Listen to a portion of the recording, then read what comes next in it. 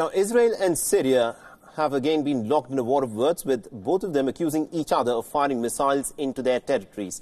Now, Israel struck Syrian army targets early this morning after Syria reportedly fired rockets at the Israeli-occupied Golan Heights. Now, the attacks have come just hours after the Israeli military accused Syria of firing 2 projectiles towards the Golan Heights, which Israel claims is its territory. The Syrian state news agency has quoted a Syrian military official who said that Israel attacked military positions near the occupied Golan Heights. And also, an Israeli military spokesperson later confirmed the news on Twitter. And this of course, is the fire that took place from the Syrian air defense system when there were reportedly some missile strikes from Israel.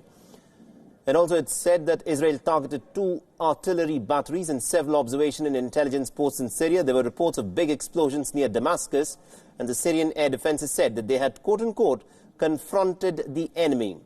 And also in recent years, remember, Israel has carried out hundreds of strikes in Syria.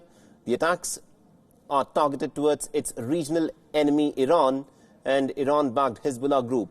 Iran and Hezbollah are fighting alongside President Bashar al-Assad in the Syrian war, but Israel maintains that Iran and Hezbollah are trying to put up Syria as a new front against Israel.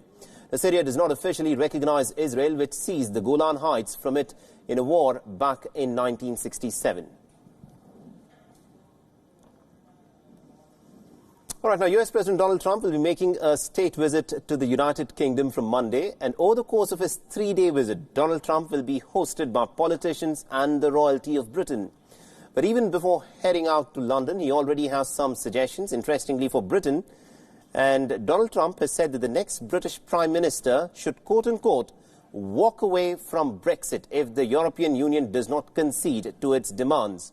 Now, in an interview to The Sun newspaper in England, Trump has criticized Theresa May for allowing the European Union to have all the cards in the negotiations.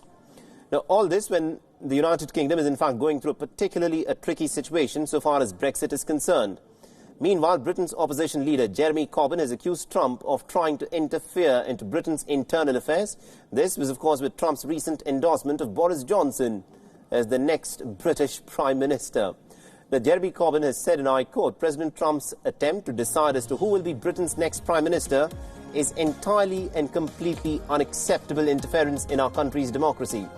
The next Prime Minister should be chosen not by US President nor by 100,000 UN representative Conservative Party members, but by the British people in a general election.